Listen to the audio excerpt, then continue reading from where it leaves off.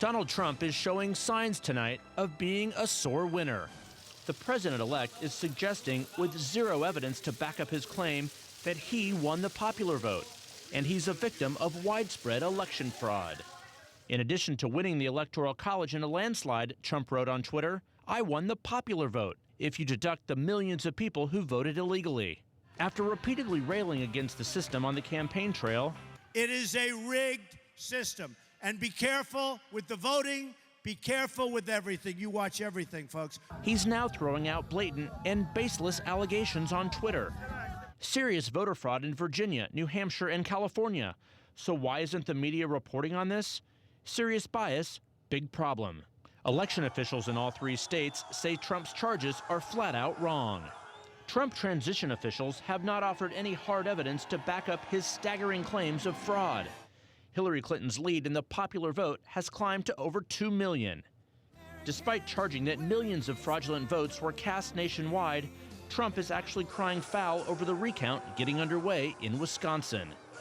The Wisconsin Elections Commission said today it would start counting nearly 3 million ballots again at the request of Green Party candidate Jill Stein.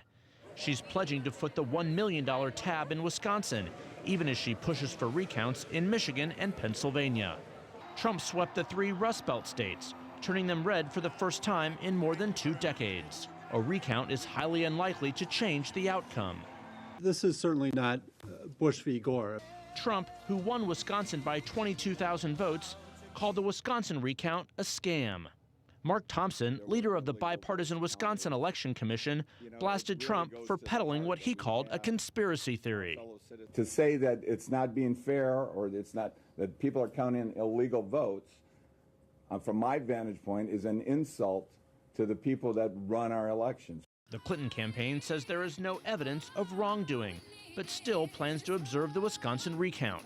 That set off a political firestorm.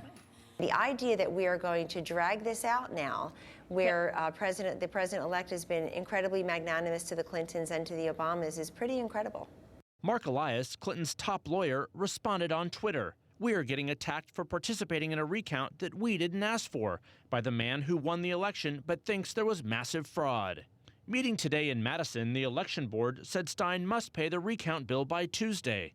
If she does, it begins in all 72 counties across the state on Thursday, with a deadline of December 12th. Reince Priebus, chairman of the Republican National Committee and soon-to-be Trump's chief of staff, called it a waste of time. We will sit there and look through Scantron ballots. We will win again for the second time, and they will lose again for the second time, but our country doesn't need it.